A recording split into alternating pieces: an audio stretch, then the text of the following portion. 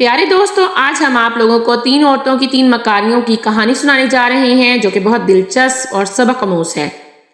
مکاری میں جو جواب نہیں رکھتی تھی 3 عورتیں، ان میں سے ایک قاضی کی بیوی، دوسری محصول کرنے والے کی بیوی اور تیسری کوتوال کی بیوی تھی۔ خدا کا کرنا یہ ہوا کہ ایک دن یہ تینوں نہانے کے لیے حمام میں گئی۔ ان کو ایک بڑی ہی قیمتی انگوٹھی ملی۔ پہلی کہنے لگی یہ میں لوں گی، دوسری نے بھی کہا یہ تو میں ہی رکھوں گی، تیسری نے اسے لے جانا چاہا۔ آخرکار فیصلہ یہ ہوا کہ حمام والے کی ماں کے پاس چلو، وہ بڑھیا آفت کی پڑیا ہے، یہ انگوٹھی وہ جس کو دے گی اس کی ہو جائے گی۔ خیر سب بڑھیا کے پاس چلی گئی۔ اس نے کہا کہ میں یہ انگوٹھی رکھ لیتی ہوں، تم لوگ اپنے اپنے شوہروں کے پاس جا کر اپنی مکاری کا جال ڈالو اور جو نتیجہ نکلے وہ مجھ سے آ کر کہہ دو۔ تم میں سے جس کی مکاری مجھے اچھی لگی یہ انگوٹھی اسی کی ہو جائے گی۔ یہ سن کر وہ تینوں راضی ہو گئی۔ قاضی کی بیوی نے کہا کہ پہلا موقع مجھے دو۔ قاضی کی بیوی کے گھر کے قریب ان کے رشتے کا ایک بھائی رہتا تھا۔ قاضی کی بیوی نے اسے بلایا اور کہا بھائی میرا ایک کام کر دے۔ اس نے کہا کہ کیا کام؟ قاضی کی بیوی نے حمام والا سارا واقعہ بیان کر ڈالا اور کہنے لگی کہ اپنے گھر سے میرے گھر تک ایک سرنگ نکال دو، جو خرچ ہوگا میں دے دوں گی۔ اس کے بعد قاضی سے جا کر کہنا کہ میری شادی میری منگیتر سے کروا دو، ان کے آنے کے بعد جو ہوگا وہ میں بھگت لوں گی۔ سرنگ کھود دی گئی اور سالہ صاحب اپنے بہنوئی کے پاس گئے اور کہا کہ میرے ہاں چل کر میرا نکاح پڑھا دو۔ قاضی نے کہا اچھا ہوا تم نے شادی ٹھہرا لی، میں نے تو سمجھا تھا کہ تم ساری عمر کنوارے ہی رہو گے، چلو میں ابھی چلتا ہوں اور تمہارا نکاح پڑھا دیتا ہوں۔ یہ کہہ کر قاضی ان کے ساتھ چل دیا اور یہاں ان کی بیوی نے ایسا کیا کہ ایک بھاری لال رنگ کا جوڑا پہن لیا اور سرنگ میں سے اپنے بھائی کے مکان میں جا پہنچی۔ اتنے میں وہ دونوں بھی آ گئے۔ قاضی نے جب اسے دیکھا تو ہکا بکا رہ گئے، یا اللہ یہ تو میری بیوی ہے، اس کا نکاح پڑھاؤں یا نہیں؟ سالے نے کہا ارے بھائی جلدی کریں، بڑی نیک گھڑی ہے، چاند برج میزان میں ہے، وقت گزر جائے گا۔ قاضی جی پریشان تھے کہ واقعی یہ عورت میری بیوی ہے یا اس کی کوئی ہم شکل ہے۔ قاضی کو خیال آیا کہ چل کر دیکھ تو لوں کہ میری بیگم گھر پر ہے بھی یا نہیں۔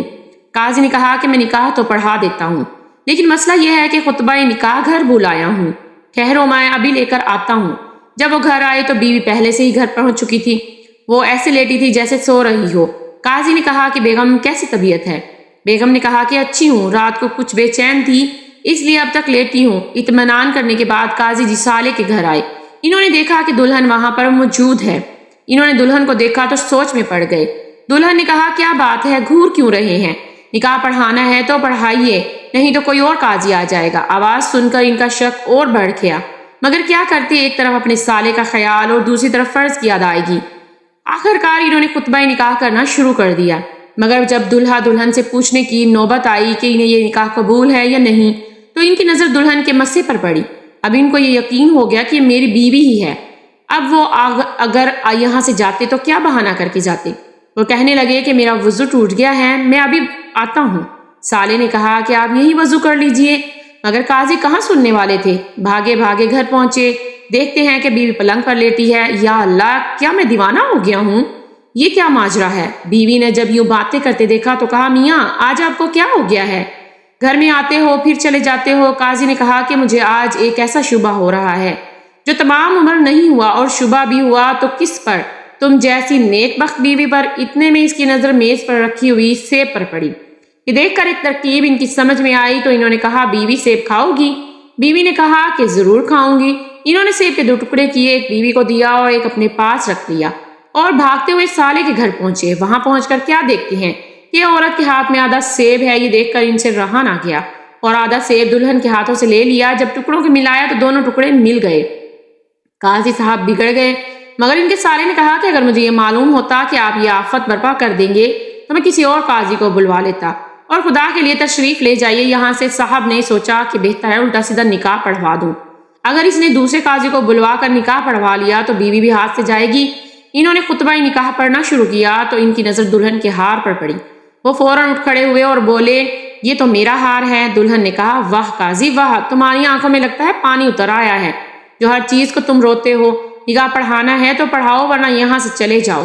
انہوں نے کہا بیگم صاحبہ آپ خفا کیوں ہوتی ہیں، میں خود ہی چلا جاتا ہوں، لیکن اگر تم نے کسی اور دوسرے کو بلوا کر نکاح پڑھایا تو مجھ سے برا کوئی نہ ہوگا۔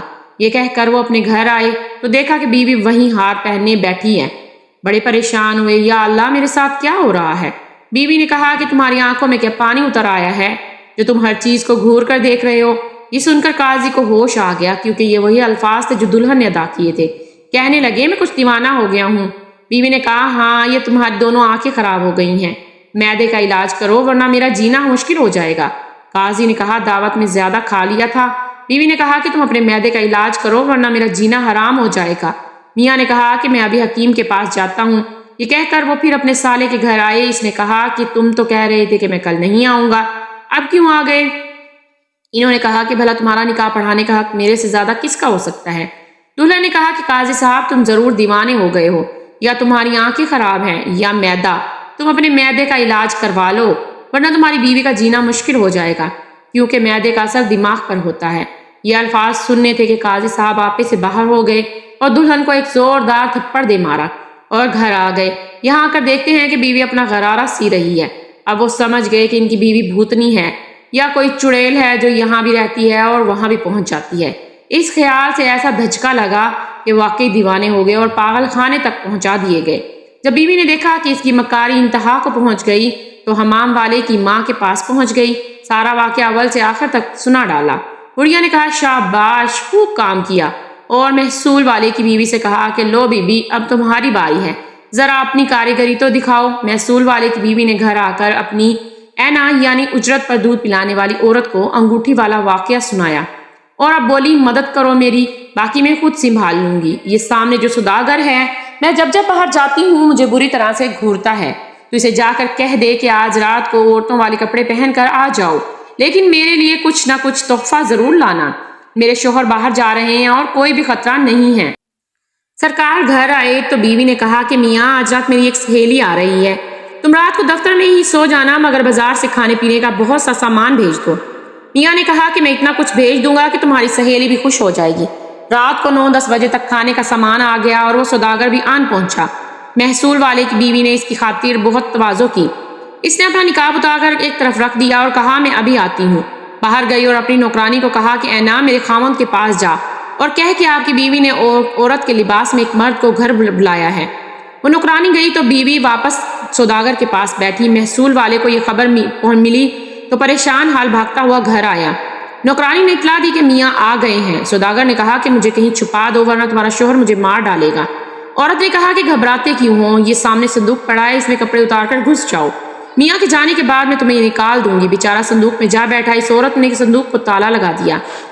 اس کا خامد غصے میں لال پیلا اندر آیا اور کہا کہ مجھے جو خبر ملی ہے مجھے اس کا یقین نہیں ہوتا، پھر بھی میں تلاشی لوں گا۔ بیوی نے کہا، میں اپنے دل سے لاچار ہوں، سامنے جو سوداگر کی دکان ہے اس پر عاشق تھی، میں آج رہا نہیں گیا، اس لیے میں نے اس کو عورت کے لباس میں بلا لیا۔ میاں نے کہا، کیوں جھوٹ بول رہی ہو، بھلا کوئی خود بھی اپنی زبان سے ایسی باتیں کرتا ہے؟ بیوی نے کہا، خدا کی قسم میں جھوٹ تھوڑی نہ بولتی ہوں، وہ سوداگر اسی کمرے میں ہے، سامنے پڑے صندوق میں بند ہے، یہ لو چابی اور خود ہی کھول لو۔ میاں صندوق کھولنے لگا تو بیوی نے زوردار کہا مارا اور بولی، بہت دنوں سے کہتے تھے نا کہ مجھے کوئی دھوکہ نہیں دے سکتا، آخر کھا گئے نا دھوکہ۔ میاں نے چابی پھینکی اور کہا کہ آخر کیا دھوکہ ہوا؟ یہ کہہ کر وہ کمرے سے چلا گیا اور بیوی نے سوداگر کو صندوق سے نکالا۔ اس نے کہا کہ اللہ تمہارے جیسی عورت سے سب کو بچائے۔ بیوی نے نوکرانی کو بلایا اور چور دروازے سے سوداگر کو باہر کیا۔ محصول والے کی بیوی اس بڑھیا کے پاس گئی۔ قاضی اور کوتوال کی بیوی کو بھی بلایا گیا اور سارا قصہ سنایا۔ بڑھیا نے کہا، شاباش، خوب کام کیا۔ کوتوال والے کی بیوی نے کہا، اللہ مالک ہے، میں بھی کوشش کروں گی اور اس میں کوئی کسر نہیں اٹھا رکھوں گی۔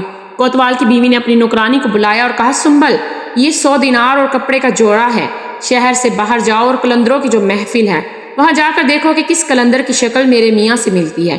اس قلندر سے کہہ دو کہ آج جیل خانے سے چور بھاگ گیا ہے، کوتوال صاحب اس کی تلاش میں ہے، اس کی شکل تم سے بہت ملتی ہے، بہتر یہی ہے کہ تم یہاں سے بھاگ جاؤ۔ یہ دینار اور کپڑے لائی ہوں، اپنے پرانے کپڑے مجھے دے دو، شہر سے باہر نکل جاؤ۔ نوکرانی نے مالکن سے کہا کہ میں ابھی جاتی ہوں۔ وہ قلندروں کی محفل میں پہنچی، وہاں ایک قلندر کو دیکھا کہ اس کی شکل عین کوتوال صاحب سے ملتی تھی۔ اس کو بلایا اور جو کچھ اس کی بیوی نے بتایا تھا وہ بڑھا چڑھا کر بتا دیا۔ قلندر گھبرا گیا، نئے کپڑے پہنے، پرانے نوکرانی کو دیے اور دینار لیے اور چلا گیا۔ سنبل نے واپس آ کر کپڑے بیوی کو دے دیے۔ جب میاں گھر آیا تو بیوی نے کہا، آج میرا حلوہ پکانے کا بہت دل کر رہا ہے۔ میاں نے کہا کہ پکاؤ، یہ کہہ کر میاں تخت پر بیٹھ گئے۔ بیوی نے حلوہ پکانا شروع کیا۔ جب ذرا پکنے کے قریب آیا تو تھوڑا سا حلوہ نکال کر میاں کو دیا اور کہا کہ یہ دیکھو کہ کیسا ہے، مگر چپکے سے اس میں تھوڑی سی افیم بھی ملا دی۔ میاں نے کہا کہ یہ تو بہت کڑوا ہے۔ تھوڑی ہی دیر میں میاں کو نیند آنے لگی اور وہ سو گیا۔ بیوی نے سنبل کو کہا کہ اپنے میاں کو بلا کر لاؤ۔ وہ بلا کر لائی تو کہا کہ میاں کے کپڑے اتار کر اسے قلندر کے کپڑے پہنا دو اور اس کی داڑھی، مونچھیں اور سر کے بال کاٹ دیے۔ پہلے تو اس نے انکار کیا، پھر چند دینار دیے تو وہ مان گئی۔ اس کی شکل بالکل قلندروں جیسی بنا دی گئی۔ بیوی نے حکم دیا کہ اس کو قلندروں میں لٹا آ۔ صبح جب کوتوال کا نشہ اترو تو آواز دی، سنبل ذرا پانی تو لا دو۔ جب اس سے مکمل ہوش آیا تو دیکھا کہ وہ ایک کھنڈر میں ہے۔ وہ وہاں سے اٹھا اور گھر کی راہ لی۔ دروازہ کھٹکھٹایا تو سنبل نے کہا کہ کون ہے؟ کوتوال نے کہا کہ میں اس گھر کا مالک ہوں۔ سنبل نے کہا کہ جا اپنے مرض کی دوا کر۔ کوتوال نے سب کو سمجھانے کی بہت کوشش کی پر کوئی نہ مانا۔ پھر اس نے ایک مسجد میں قیام کیا اور بھیک مانگ کر گزارا کیا۔ 1 ماہ گزر گیا اور وہ خود ہی اپنے گھر بھیک مانگنے آ گیا۔ اس کی بیوی کو دیکھ کر رحم آ گیا تو اس نے اس سے کھانا دیا۔ اس نے مسجد میں آ کر کھانا کھایا تو بے ہوش ہو گیا۔ بیوی نے سنبل کے خاوند سے کہا کہ اس سے اٹھا کر گھر لے آؤ اور اس کا حلیہ درست کیا۔ بیوی نے حلوہ پکایا تو میاں ہوشیار ہو گیا۔ بیوی بولی، یہ بھی کوئی سونا ہوا کہ آپ اٹھنے کا نام ہی نہیں لے رہے۔ میاں نے کہا کہ تمہیں کیا بتاؤں، میں نے کتنا برا سپنا دیکھا ہے۔ اس کے بعد تینوں بیویاں حمام میں جمع ہو گئی تاکہ فیصلہ کیا جا سکے کہ سب سے زیادہ مکار عورت کون ہے۔ مگر تینوں کو بہت غصہ آیا کہ وہ بڑھیا ان سے بھی زیادہ مکار نکلی اور انگوٹھی لے کر بھاگ گئی۔ تو کیسی لگی آج کی مزیدار ویڈیو؟ امید کرتی ہوں کہ اچھی لگی ہوگی۔ تو ایسی ہی مزید ویڈیو کے لیے میرے چینل کو لائک، شیئر، سبسکرائب کریں۔ ملتے ہیں کسی ایسی نیکسٹ ویڈیو میں، تب تک کے لیے اللہ حافظ، دعا میں یاد رکھیں۔